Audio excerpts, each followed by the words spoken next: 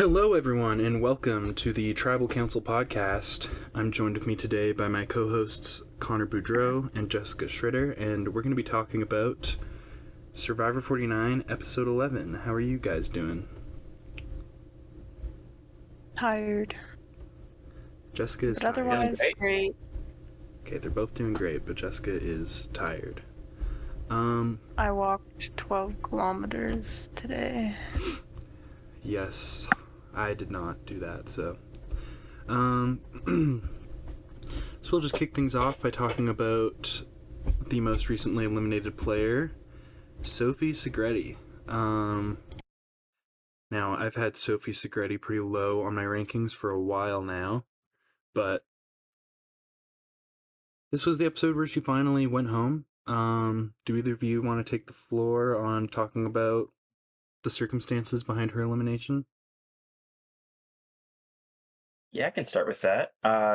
First thing that really comes to mind with this round, Sophie going home, is the edit really didn't give her the credit that potentially she deserved, given, as we saw a lot throughout the last couple episodes, she really did seem to be a legitimate threat to the players in the game, especially people like Savannah, Rizzo, the other Sophie. There was a lot of talk about how, uh, hadn't missed a single vote. She'd been correct every single time on that. She had won several immunity challenges and really been one of the more critical thinkers once, she survived that round where MC went home. So, she kind of jumped out to being a much better player all of a sudden. However, the edit was just never lining up for her. She clearly wasn't set to win from how they showed her on screen. And she's a very interesting character for the season. Definitely a little bit different at times. There was like some bright spots for her, some down spots. I would definitely say the last couple episodes were, kind of on the, I would say, trend up. And then this episode, spot kind of blew up when Steven won immunity. So, it was a bit of a roller coaster for her for a while now. But yeah. Yeah. How did you feel about Sophie overall, Jessica? Well, once again, I'm surprised that Savannah and Rizzo remain unscathed. Yep. It's honestly kind of incredible. I did kind of expect her to go home this episode, though. I don't know. The way that her entire edit has been going, I just didn't really think that it'd make sense for her to get much further. So I wouldn't necessarily say I was surprised. But sorry, I low-key forgot part of what I was gonna say. Okay, I was just gonna say, like, if someone had told me before the episode started that Sophie was gonna get voted out, I would have been somewhat surprised. But definitely by the end of the episode, it was pretty obvious that she was going home. The only other real possibility was Savannah, I guess, but that never really felt like a super strong possibility. But yeah, no, I mean, it's not terribly surprising to see her go here. Obviously, I didn't think she was gonna win, but just based on her edit trending upwards, I kind of thought maybe she'd be more of like an endgame player. I mean, 7th place certainly isn't terrible, but um, that being said, I say we move on to a player who yet again I have in last place, and yet again I think this was a pretty terrible episode for them. We have Christina Mills, and the thing about Christina this episode is just so much of her content was centered around how badly she wants Savannah out, and how she doesn't want to vote for Sophie, she wants to vote for Savannah. I even feel like she said in one of her confessionals that that's what she plans on doing. And then she just kind of votes for Sophie. Like, clearly she wasn't being portrayed as the person in the driver's seat this vote, or like the person really making the decision. But the fact that she was so dead set on Savannah going home and then it just didn't happen, she didn't even vote for Savannah, I think is definitely not a great look for her edit. And it was already not a great one. Do either of Mm-hmm. you, yeah, do either of you have anything to expand on with that? No, I pretty much agree with what you said. It's not really a great look for her. Yeah, Something I will add to this is not only did she specifically outright mention that she was just intentionally targeting Savannah, going to vote Savannah, and that never came through, this was also probably her least eventful episode since the merge. Like, she only got two confessionals, and they felt the most redundant of her like lower confessional episodes in a while. And ironically, like with Christina's content, it'd been kind of going up as much as her game has kind of been like trending down. Whereas this time, genuinely, there was for a little bit of the episode some thought that okay, maybe this will be a better episode for her. She got one confessional right off the bat, then just nothing until like the pretty much the end of the episode and just fell off a cliff completely. So like weirdly got almost kind of her worst episode in a long time and just a complete collapse of her game to this point. yeah, I definitely agree. I mean, she was in on the vote this time around. That's about as much good as you can say for her this episode. So, and that's not a lot considering everyone was in on the vote this round. Um, so at number 5, I have Sage Aarons Nichols. Sage is really like, I mean, she hasn't really moved down per se, but she's really sort of fallen off. Like, um, in terms of her edit, I just feel like losing Jawan as early as she did was not a great look. The way she's just sort of portrayed in this episode is very emotional. I will say this would have been a lot worse for her if Sophie somehow didn't go home, especially if it was Savannah and like Sage was hard targeting Sophie and keeping her sights set off Savannah for the first time in forever, only for Savannah to go home anyways. That would have sucked. That would have been terrible. I might have moved her below Christina. Just the extent to which she was just like obsessed with voting out Sophie, and the fact that it was all portrayed as very emotional and not necessarily super strategic. Um, that's kind of why I have her down here, and also just the 4 people I have above her have all had much stronger edits overall, I think. I do like Sage though. What do you guys think? I think her making the game a bit too personal. Like I understand that it was really personal. Like I understand how she was feeling and everything, but I I I just think that it was a really bad look the way she decided to go about this vote, and she decided to go purely based off of emotion and everything like that. And also, she is kind of used for her emotion in the game with this vote. And I just think that that's also not a good look for her either. Yeah, that's an interesting point. Like a lot of people are just kind of like, if Sage is gonna vote based off emotion and she's gonna be dead set on getting revenge on Sophie, then we can use that to our advantage to, survive for another vote. Um, which doesn't really paint Sage as being the player with the most agency or control over things. Mm-mm. Do you have anything to add, Connor? A couple things. Something I thought was really interesting as well with this.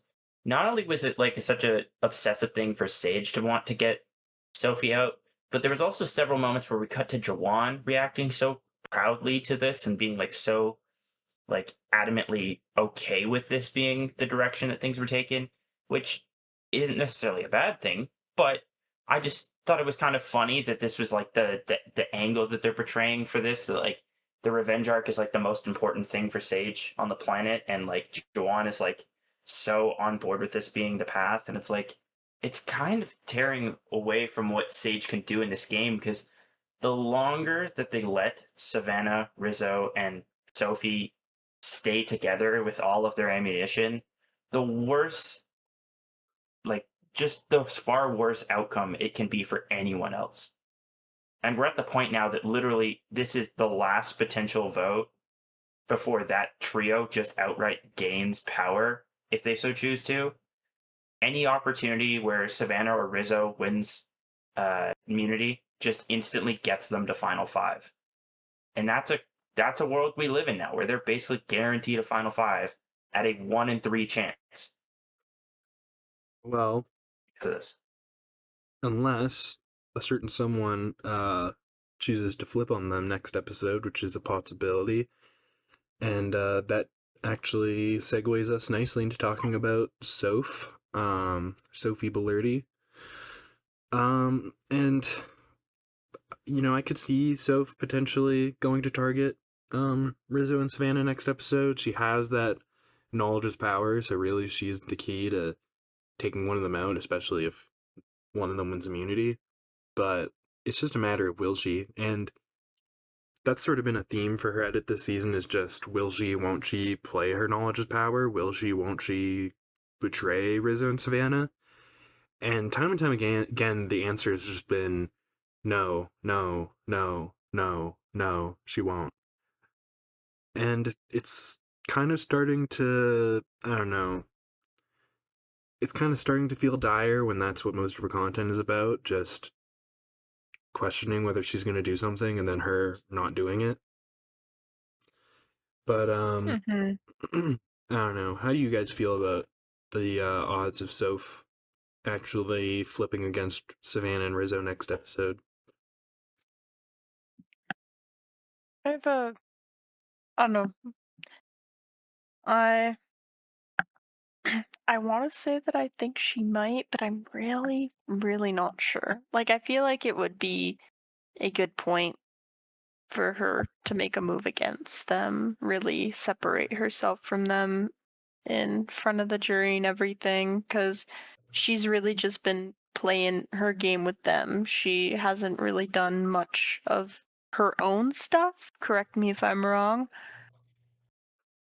Um, so I think that next episode would be a really, really good point in time to get one of them. Yeah, I agree. I think, especially considering if she manages to take out Rizzo, then Savannah's still left in the game as a massive threat that people would want to try to take out next. Um, and that kind of keeps Soph safe until the final four, potentially, which Mm-hmm. is always a good spot to be in, because at the very least you have immunity or fire making to keep yourself safe.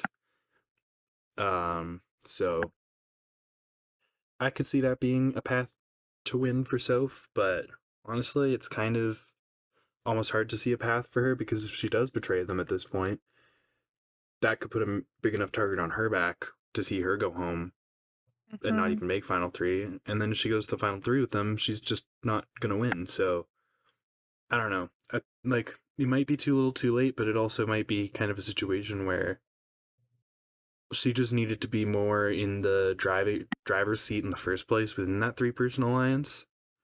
And since she's not, it's kind of hard to see what her trajectory is going to be in the game.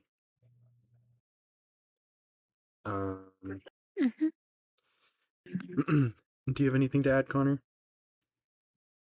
Yeah, I'm honestly at the point where I think I want to make a bit of a bold prediction for next episode. I think two things are going to happen. I think she's going to try and flip, and in the process, she's going to mention her knowledge is power to someone, and that she's going to somehow end up misplaying it. I think somehow all of this buildup has led us to all of this time we've seen her talk about how she's going to play it, not play it, play, not play it. What to that means to me, and this could be completely wrong, but that screams to me that it does either just doesn't get used or it doesn't get used right. For all of this talk of it to be potentially used and us seeing this all this time for it to just get played, it feels underwhelming almost at this point. Like, it feels like that's just kind of like we could have just mentioned it once or twice. and not for like 4 or 5 straight episodes. Like I feel like it's been such almost an important theme that we've kind of put on the back burner because it's been so overused that I feel like something important has to happen with it. Otherwise, it's just been kind of a almost wasted edit opportunity. So I think something's just going to go wrong with it, and that's my prediction for next episode. Is I think she tries to flip on them. She's like, "I'm going to use this. I'm going to make sure the idol isn't played," and then she misplays it. It's an interesting prediction. The only thing is, I just don't know. Like, even if she were to tell Sage or Steven or Christina, like, why any of those three would ever go to Rizzo and Savannah and be like, hey, guess what Soph just told us, you know? But people have done dumber things on this show, I suppose. Um, with that being said, we move on to Steven. And Steven's another player who I feel like it's hard to really see the winning trajectory for him at this point. But after Sophie went home and he was actually in on that vote, if he's able to take out like Savannah or Rizzo and take credit for that, then he could maybe have the respect from the jury um, to potentially win. I mean, I think he already probably has a little bit more win equity than someone like Christina. I think the jury could be more so bitter towards someone like Sage, or even like kind of just not see her as the most strategic player. So there are options for Steven, and I mostly just have him as high as I do because he's been such a major presence on the season and he's had such a consistent edit in terms of screen time ever since the merge, especially.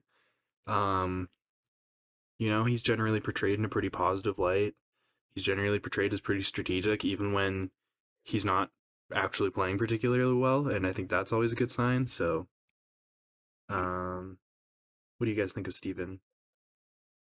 I think this was a really good episode for him, although granted he didn't get as good of an advantage as I was hoping.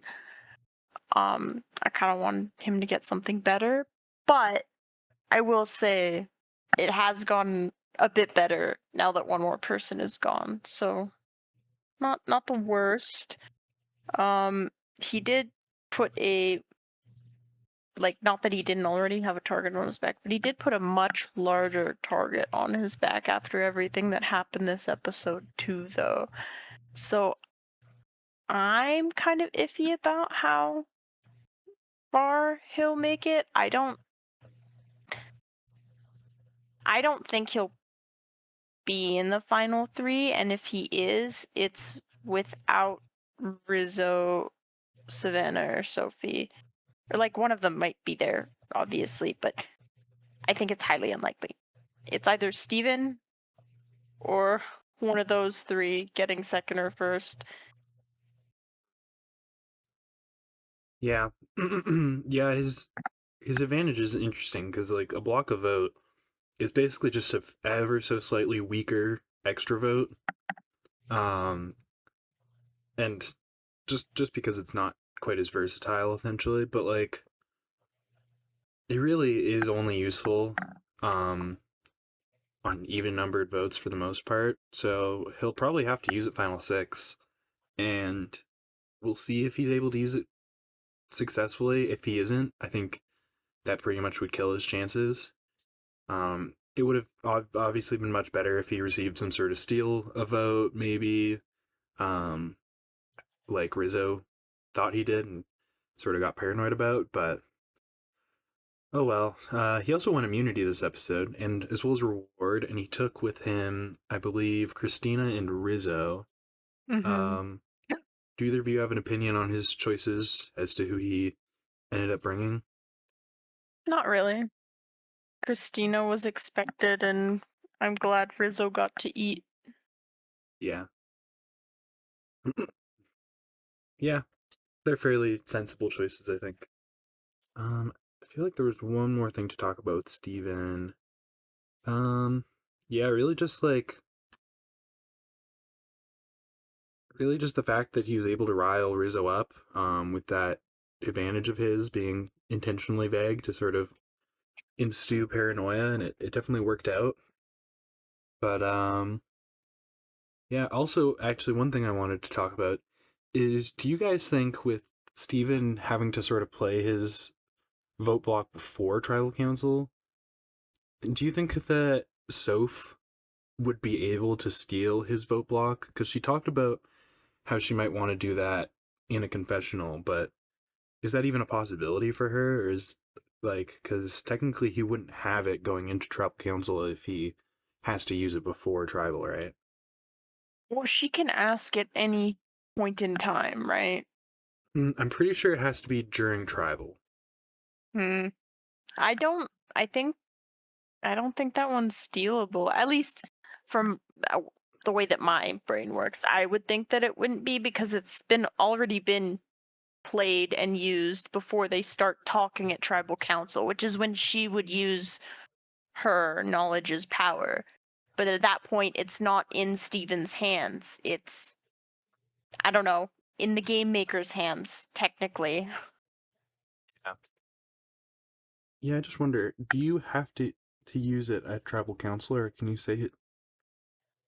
Because I remember when we were watching the one season where, why I know their names, why am I blinking on their names? What's his face? Gave the fake idol. Xander? Yeah, Xander gave the fake idol. I vaguely remember when he read it, I thought that it was at any point in time during the game. But I could be wrong. Well, it was Leanna who had the knowledge is power. I No, don't know I if, know, I know, I know. I'm just talking about that whole situation and when we got shared the information about the knowledge is power. yeah, I don't know. It looks like it's hard. I can't really get a good picture of the actual parchment to read it, but it looks like it might have to be played I did look it up. tribal It council. does have to be played at tribal council. I was remembering wrong. Yeah. So so in that case, I mean, if he doesn't play it, she can probably steal it, but otherwise, I don't think that she can. That being said, we can move on to my second place contestant. And this time around, I actually have the man, the myth, the legend, Rizgod, Riz God Baby. Rizzo moves down a spot, and it's mostly due to his paranoia surrounding Steven's advantage, and the fact that, you know, he's kind of portrayed as being a villain in Sage's eyes a little bit, and that was the main thing kind of keeping him above Savannah for me. It's just not necessarily a great episode for him, but what do you guys think of Rizzo at this point? Honestly, I think this was one of the worst Rizzo episodes of the entire season, potentially, which is again a lot part due to him immediately just assuming something about an advantage that he has no information on. From the standpoint of Rizzo, like that move is just showing all of his cards. It's putting everything on the table in a way that it doesn't give him much chance to work with that decision. Like he throws it out and he's like, I know it's this, and he's so adamant about it. And it's not really calm, it's not really collected. It doesn't really give him that kind of in-game ability to adjust very well. Like he's just throwing everything at the wall and there's really no room to give. There's no push. There's just instant reaction and it's a rookie move. Something I think is really like the first big mistake he's made in a while. Um, and then obviously from an edit standpoint, it's just not a very clean play. It just looks very sloppy from what we see as a viewer. It's a big knock on his game that I would say is almost even worse in the game. Yeah. You You're know, to- I really wish he took a minute to like calm down and think things through a little bit more before he started going to Steven and like panicking and everything. He let yeah. his chill, cool mask slip and he was not the chill, unworried guy anymore, and people use that to their advantage. Would you say that Rizzo lost aura points this episode? I would say that this is Sure. a drop, big aura drop for Rizzo. He was cruising for a while, and this is a big spike downwards. Yeah, I'd have to agree. Although, I think one quote that did give him lots of aura was when he was talking about killing 2 birds for the price of one, 2 stones for the price of two stones, 1 bird. You know, whatever the hell he was on about. That Two was birds. that was quite the quote. That was quite the quote right there. Um, two birds for the price of 1 stone. And then when he said that he's street smart, not chicken smart, those are my 2 favorite Yeah, Rizzo quotes of the I don't episode. even know what he was talking about there. You know, he's not chicken smart. If you were street smart, you'd get it, but you're chicken smart.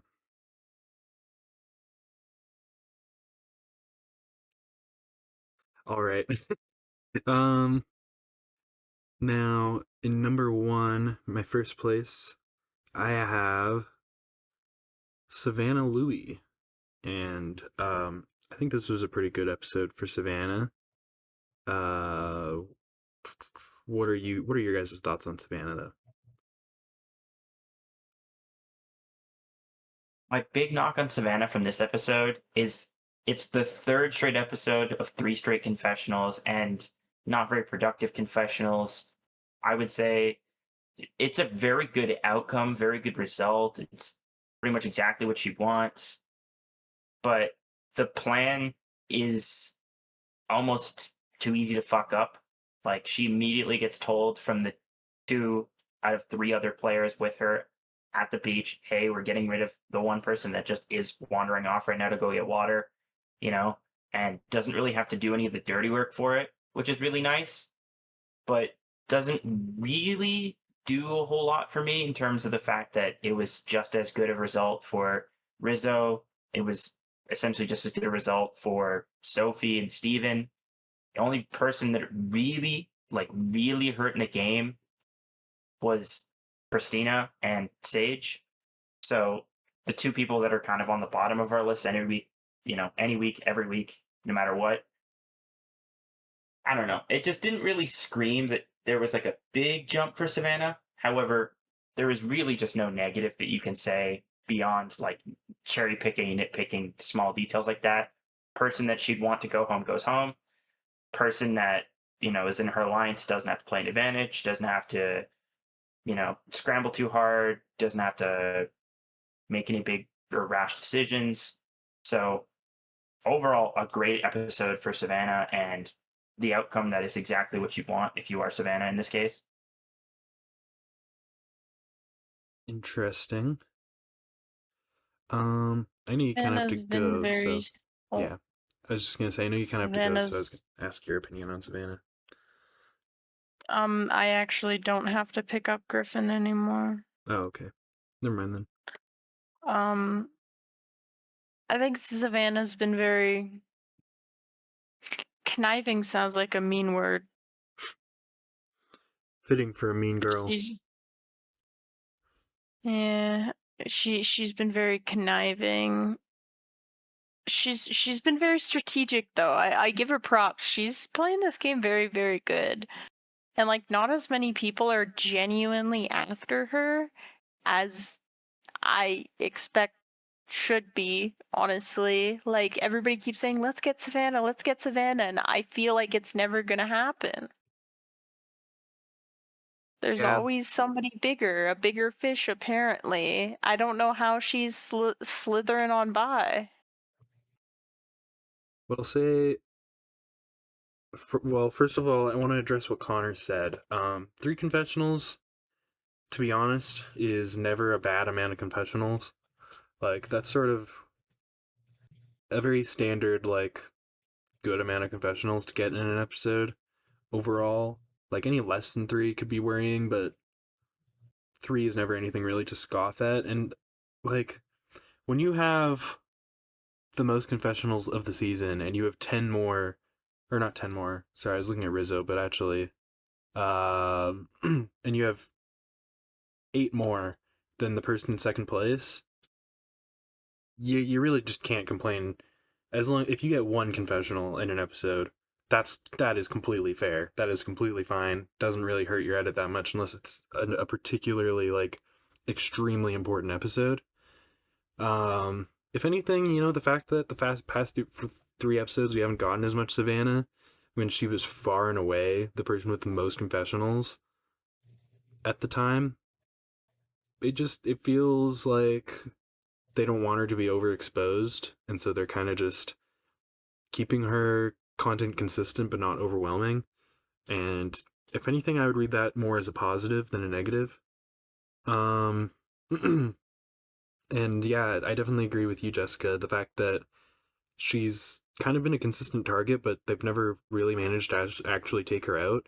The fact that there's always someone else who someone has their sights set on, um, despite the fact that every episode somebody is like, "Hey, we need to take out Savannah, or she's gonna win."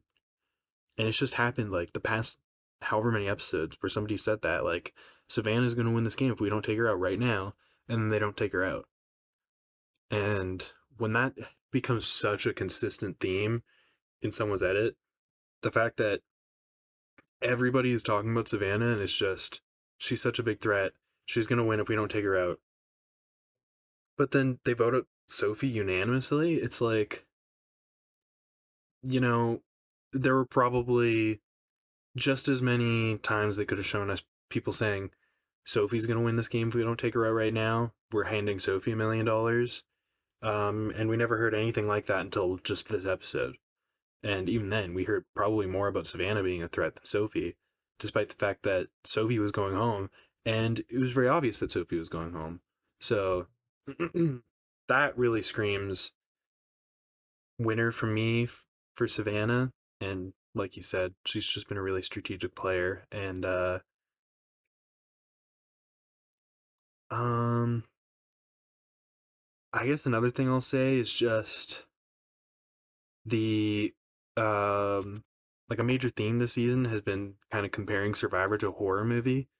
And when you think about who on this cast all the other players seem to be genuinely like afraid of, we've just seen that time and time again with Savannah. And to some extent, people are afraid of her because she's seen as a quote unquote mean girl, and that's not necessarily the best look to have, but that's really neutralized by how much personal content we got out of Savannah in the early merge, like particularly episodes 8 and 9. And like even just her asking Christina, like in episode 10, who are you voting for? Like terrified Christina. Like Christina was pissing her pants over Savannah asking her, hey, who are you voting for? And I just think that goes to show that if Survivor 49 is a horror movie, then Savannah's the monster. And the fact that people keep saying we need to take her out, but nobody's doing it to the point where it's making all these other players look stupid because none of them are um, going after Savannah as hard as they should be. It's kind of like the victims in a horror movie who are just sort of famously kind of constantly do like really dumb illogical shit, like running upstairs and they should be running outside, or opening a door that they very clearly shouldn't be opening, or deciding to have sex in the middle of an abandoned pizzeria while they're being chased by animatronics. This did not happen in the FNAF movie. It happened in a different movie that was kind of ripping off Five Nights at Freddy's. But I digress. I think if season 49 of Survivor is a horror movie, then Savannah is the monster, and I think the monster, in the context of the edit, should win. So, that's sort of where I'm at with Savannah at this point. Um, and you know,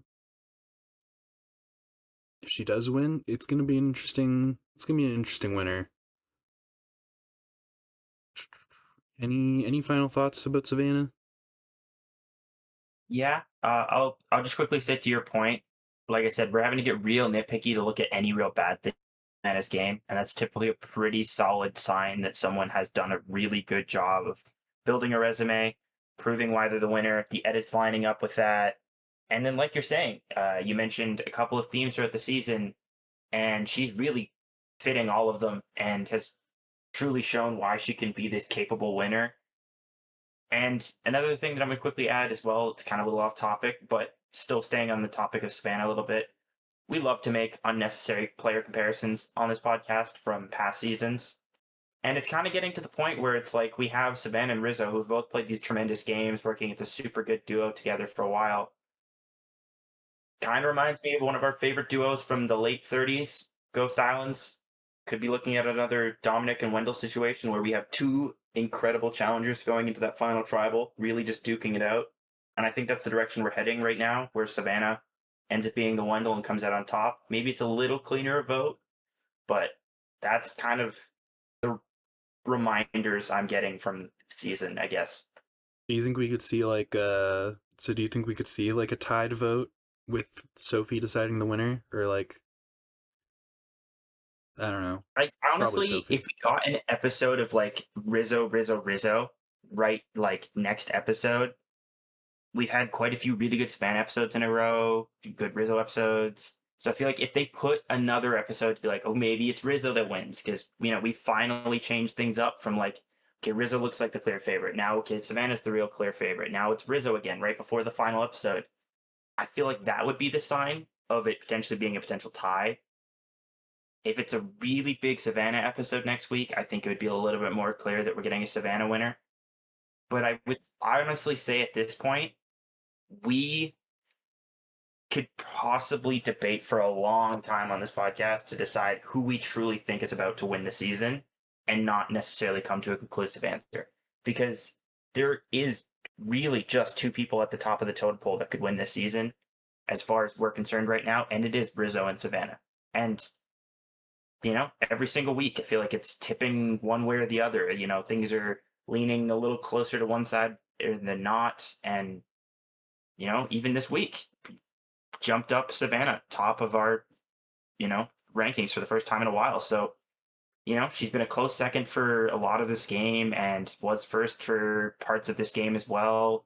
Rizzo jumped in for a while, and now we jump back to Savannah. So I could see it happening. I think it could be a new era tie on the cards. Yeah, I will say another duo that I think you could kind of compare them to in some senses, but not necessarily in a lot of other senses, is Parvati and Russell from Heroes versus Villains. And I only say that because Savannah has already been compared pretty heavily to Parvati in terms of just her more villainous demeanor, the fact that she kind of relishes in um she kind of like relishes in like the whole like voting people out and like sort of getting payback or outplaying people. Like it's just, and she's just kind of this like mean girl type archetype, sort of like Parvati. They're both very strategic women. And then you have Rizzo, who a lot of his game centers around this idol, which wrestles the idol king. And then the fact that he calls himself the Riz God, you can sort of draw parallels to Russell, uh, constantly talking about how he's the greatest of all time. Um, I think Rizzo, it's a little bit more tongue in cheek. I don't think he's even even 1% as cocky and arrogant as Russell, but there are still comparisons you could draw there. Um, so now, does that mean that Soph is their Sandra and that she's going to go to the end with them and beat them? I don't know. Probably not, but I think it's an interesting comparison.